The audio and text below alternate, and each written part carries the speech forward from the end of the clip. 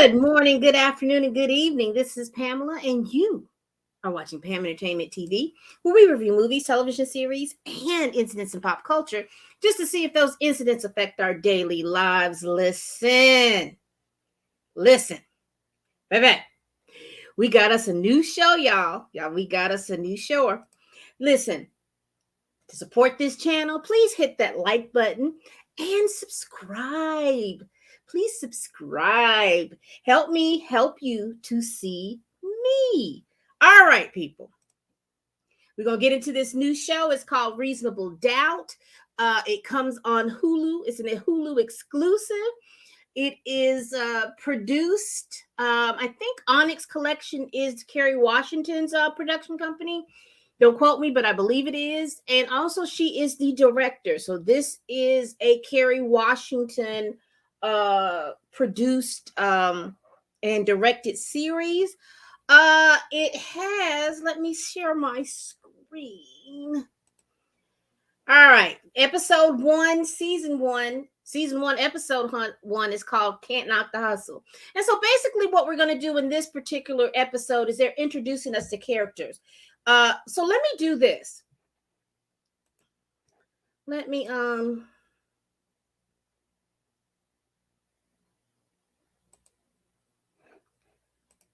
let's see. Let's share my screen real quick. Let's do this. Let's see. Make sure IMDb doesn't hit me, but let's play the trailer. So we can get involved about what's going on with this trailer.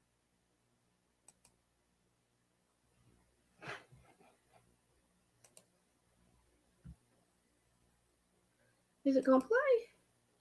I keep thinking about this quote by Nelson Mandela. I don't lose. I either win or I learn. But what if your learning comes at the expense of someone having to spend the rest of their life behind bars? Jax, you babysitting that Drake girl. Okay, who's getting the next round? I am a bit overwhelmed right now. I'm trying to be a good friend, a good mother. Clearly, I'm not being a good wife. It's just a trial separation, Jax. I didn't get married to sleep alone. It's been a long time. I hear you're planning to admit to a crime you didn't commit. You'll be saying you're a criminal. But you liked criminals. It's no sex story, I'm gonna tell everybody. What do you know about Braden Miller? He came in today. He seems like an ass. So then you're taking his case. Funny. But yeah, I mean... There's an issue with a former employee of mine. All I know is I'm looking guilty of a crime I didn't commit. He cheated on his wife with her. The crime is murder, not infidelity. Well, say, counselor. Your husband's okay with friends coming home? He's not living here at the moment. Everyone keeps secrets. Do you know me? Can we just start over? Hurt people. I bet you broke a lot of hearts back in your day. Why I gotta be back in the day? I don't want to be some amusement park to you. What do they call it? Black girl magic? In criminal law, you gotta play in court and out of it. No matter what I said, at the end of the day, I love criminals.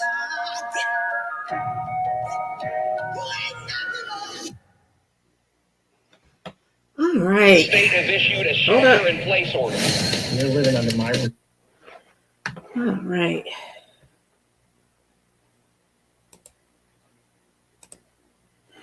All right. We are back, honey. Let's hope we can get that through, child. But this is what the overview of what this uh-oh, how do I remove this? Stop screen. All right, here we go. Told y'all I need a producer over here. All these little buttons I got to push. But anyway, that's the premise of the show. We have Miss Jax. So let's get into my little slide presentation. We've got Miss Jax. And basically, this is the cast. You remember I told you about Onyx being the producers. Larry Wilmore, Kerry Washington are the executive producers. So this is, I guess this is her production company. And this is basically the cast that we're going to be dealing with. But the premise of the story is about this attorney. Her name is Jax Stewart. And I mean, Jax is a high-powered defense attorney. She went through the whole legal gamut. She was a prosecutor at one time. Then she worked with the public defender's office. And with that experience, it parlayed her to be a partner in a law firm. Now, when it first opens, you see this slide. She is being tied up. Someone has a gun to her head. She is praying all her holy prayers to get this person to not shoot her. This is how it opens up. But it goes back 6 months. So we're going to get to, so this is the point of I guess, the big crescendo. This is the point where we're trying to get to. Who in the world has Jax tied up? Who in the world has her tied up and they've shot her? We're going to get to that point. I guess this is what this season is going to be, right? So it's giving me a la Scandal. You remember how they would have like this point in time, and then they'd go back 6 months, they'll go back 3 months, they'll go back 5 months.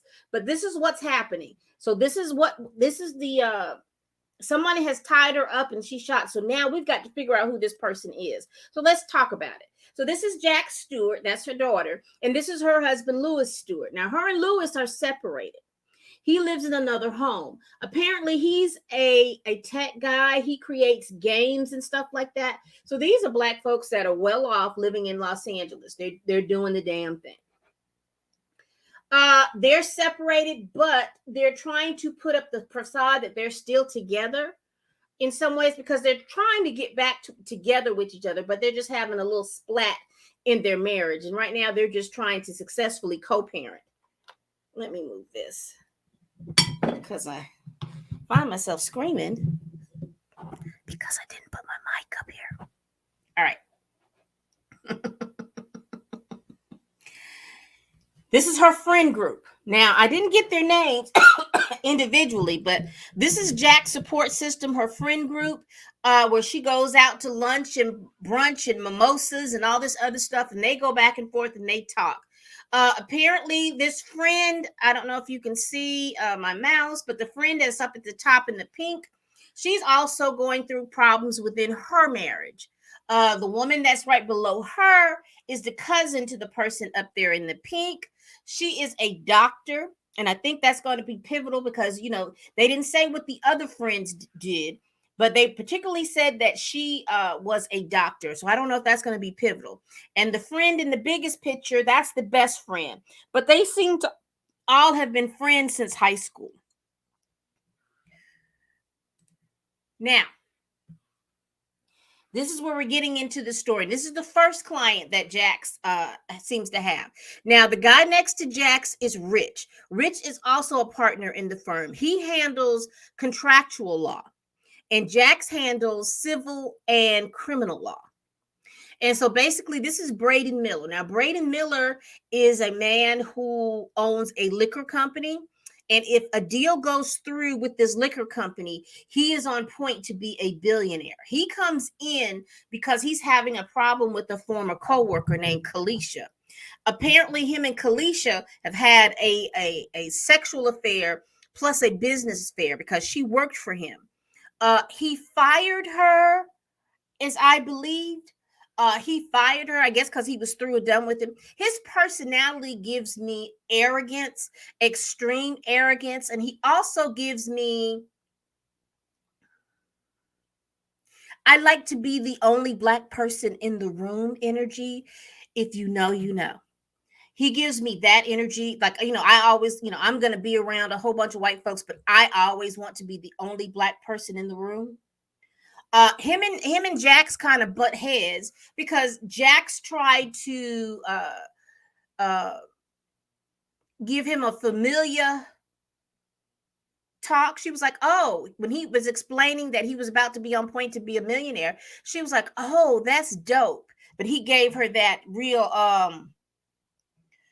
he gave her this look like, oh my gosh, there you go. There you are. You're a Black. He gave her that like, oh, you're a Black. And so, you know, anyway, he is trying to get them to get Kalisha to sign an NDA. And right now he doesn't need Jax because because he's like, well, I need somebody that can get Kalisha to sign this NDA. And I think they're going to pay her $12 million. I don't, just to sign this NDA, he was going to play $12 million and she won't say anything. So he doesn't need Jax, but he does need Rich. Then we have here, here's old Blue Eyes, old Michael Ealy, aka Damon Cook. Apparently, he is a client that Jax defended back when she was a public defender. Now, according to what they've told us, that he's innocent, but she couldn't get him off. And so he has spent the past 16 years in jail. And apparently he is up for parole. And for him to be up for parole, he has to admit to the crime that he committed. And Jax is upset. He gets in contact with Jax, and Jax is upset because she's like, why would you do that? Why would you admit to a crime that you didn't commit? And he's like, listen, I've been in here 16 years. I'd have missed all my 30s. And I'm not fixing to miss any more time. If me admitting to a crime means that I can be free, then I want to be free. And so she goes back over the legal stuff, and he's like, I don't care. I don't want to spend another day in here. If this is a way that I can get out, I am going to get out. So Jax seems to be upset with that because she believes, like I said, she believes that he is an innocent party. And she says, if we're able to prove it, we're not going to be able to argue it because you admitted to doing it. He's like, I don't even care at this point. He's like, I've been in jail 16 years and I'm not going to wait another 16 years for somebody to prove that I'm innocent when I know that I'm innocent. I want to get out. I want to be free. I want to, I've lost too much time. Now, here we go. Now, this is Miss Kalisha Moore. Now, I will tell you, this is just a forecast because I did watch the second episode and I see that I put it on here. She is going to be killed. And we're going to be trying to figure out who killed her. But we got her cousin Fallon. Now, cousin Fallon, she seems a little suspect to me. I can't explain why she feels a little suspect to me, but she does. But they go in to see Rich to be able to find this NDA. And as Rich is telling her the ins and outs of the NDA, she's getting a little perturbed because she's like, I know what he did to me. I know how he treated me. I know what he did. She was just about, because her cousin was like really trying to inch her through to sign the NDA, but something about Kalisha said no, and they walked out of there. They ran into Jax, and Kalisha was telling basically Jax, I'm a Black woman, and when a Black woman tells you something's happened to you, you should believe them. And so she was like, okay, all right, I don't understand. So that is the overall plot of the story. Now let's get into some of the little subplots. Now, one of the things it's getting into is Jax and her relationship with Lewis. Now, I will tell you, Lewis gave her an ultimatum. Your job or me.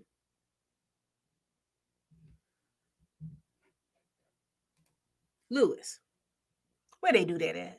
Who told you to do some mess like that? And so she's been working. She chose her job. He called her bluff, and he lost. So he left, and like I said, he's in his own place right now. They're trying to get back and forth together, honey. I will tell you too, with this just being on Hulu, there are some steamy scenes. So if you have an aversion to cursing, if you have an aversion to sexually stimulating scenes, this might not be the show for you. But if you have no aversions to those things, this is a good show. You got some steamy scenes, steamy. Let me tell you about Miss Jax. Miss Jax is spicy. You hear me? She is real spicy. I don't know if I want to call her self-centered, but she does selfish things almost at the detriment of herself. But her and Lewis have a interesting relationship because Lewis is he seems to be a little controlling. He has cameras all over their houses, all over their house. but he lives in another house. So every now and then he's looking at those cameras, looking at her. And I think she realized that he was doing that because, baby,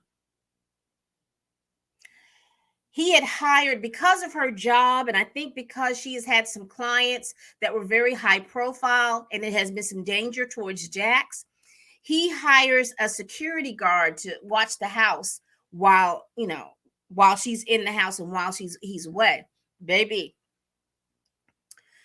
Jax gets with the security guard. Honey, they have a little sex and Lewis watches it. And he seems to be kind of turned on about it, child.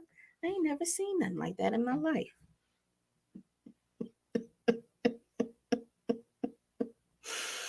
He seems to be, a little turned on by the fact that she's having sex with somebody else. I don't know what's going on. I don't know what's all that about. But Jax is quite spicy. Lewis is intriguing. But Jax is spicy. All right. The other thing that went on with this episode is that Jax has some tension with her mother. It is I don't know exactly what it is. You could tell that these two ladies love each other, but I do think that there's some communication issues going on. Jax feels that her mother is working against her. If Jax says something, her mother kind of works against her, and that's what Jax feels. Her mother is like, no, I just, you're married, you have a good husband, and I want y'all to get back together. So they have a little interesting dynamic going on. So this is just the first episode. I can't feel it. It's giving me, I can't really pace or feel how this show is going to go. I do like the cinematography. I do like how they have these Black folks lit up, the director of photography and all those things. I do enjoy and like that. I am enjoying that we are seeing I guess we're getting a mixture of Black folks being professional people and Black folks being criminals, huh? So all these things are going on. There's so much dynamics going on in this thing, because we're trying to figure out who got Jax tied up, who is about to kill Jax, or who shot Jax. So that's the first episode. This is Reasonable Doubt, season 1, episode 1. Can't Knock the Hustle. Tell me, are you watching? Please watch. Don't forget to like and subscribe. Really support this channel. Scrolling down on the bottom are all my other channels. I am working on making sure that I have more content on those channels. This is the main channel that I'm working on to get all my content in, but I will be splicing some content up to put on those other channels. Please tell a friend, tell your family member, tell your coworkers, tell that person that you can't stand that I am over here making these videos. Help me help you to see me. All right, we'll come back with episode 2 of Reasonable Doubt. And as always, people, bye-bye.